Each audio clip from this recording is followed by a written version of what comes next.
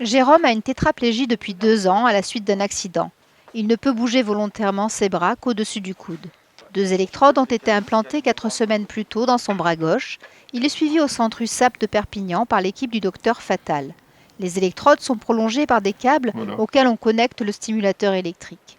Des capteurs sans fil sont positionnés sur des muscles que Jérôme peut contracter volontairement afin qu'il utilise ces contractions comme des signaux de pilotage pour commander le déclenchement de la stimulation électrique. La stimulation du nerf radial permet d'activer les mouvements d'extension du poignet et des doigts. En contractant le muscle trapèze de l'épaule droite, Jérôme contrôle le déclenchement et l'arrêt de la stimulation. Voilà. Joli. Et tu me la donnes. Enfin, tu me la donnes pas parce que tu peux pas. Merci. Elle est belle. La coupe. La stimulation du nerf médian permet d'activer les mouvements de flexion du poignet et des doigts. L'équipe contrôle avec précision les paramètres de la stimulation tels que les configurations des contacts actifs de chaque électrode ou l'amplitude du courant pour optimiser les gestes et la force générée. Jérôme a suivi un entraînement avec une kinésithérapeute et une ergothérapeute afin d'utiliser au mieux la technologie dans des tâches de saisie d'objets.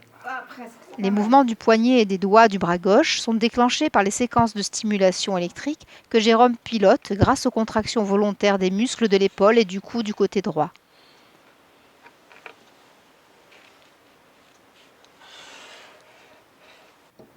Deux types de prises sont possibles en fonction des objets.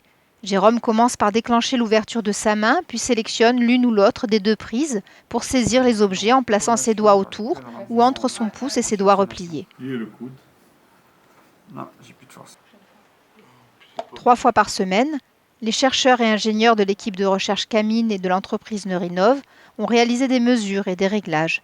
L'objectif est d'optimiser le paramétrage et la programmation du stimulateur électrique pour délivrer des impulsions à plusieurs contacts de chaque électrode afin d'activer des zones ciblées de chaque nerf pour générer des mouvements du poignet et des doigts qui soient fonctionnels. Un travail important sur l'interface permettant de piloter le déclenchement des activations à partir de mouvements volontaires a également été mené. C'est de l'eau du robinet, mais elle est propre. C'est de l'eau de vie. La dernière séance a lieu aujourd'hui. Demain, les électrodes seront retirées lors d'une intervention chirurgicale à la clinique Saint-Jean. Un bras de... Serre.